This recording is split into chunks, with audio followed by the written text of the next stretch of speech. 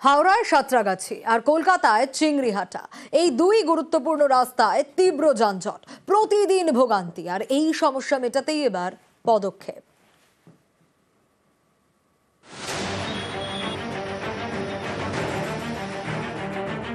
EM বাইপাসে গুরুত্বপূর্ণ মোড় চিংড়িহাটা, প্রতিদিন এখানে যানজট।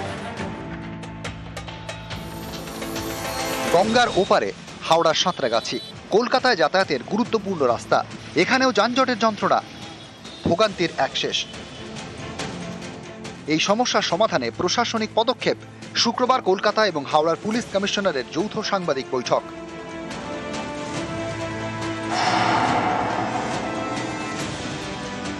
कुछ वहाँ पे स्ट्रक्चरल चेंज करेंगे, उसके लिए अल्टरनेट जगह ऑलरेडी देखी गई हैं। वहाँ पर माने ওখানে অলরেডি যে অল্টারনেট জায়গা দেখা হচ্ছে, ওখানে অলরেডি কিছু কনস্ট্রাকশনের কাজ শুরু হয়ে গেছে।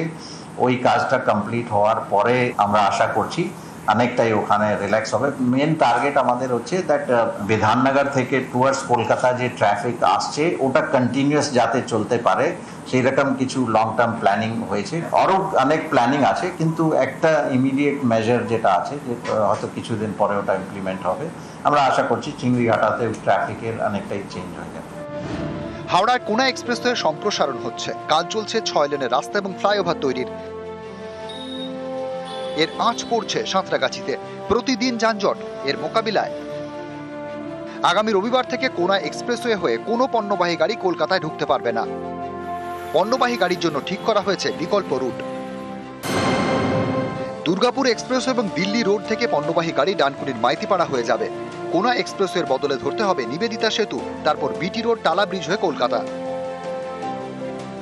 কয়েক মাস ধরে হাওড়াতে কোনা এক্সপ্রেসওয়ের উপরে 6 লেন এলিভেটেড করিডোরের কাজ চলছে। কিছু সিদ্ধান্ত নেওয়া হয়েছে যাতে মানুষের যাতায়াতে কোনো তাদেরও সমস্যা না হয়। সামনে পুজো আসছে।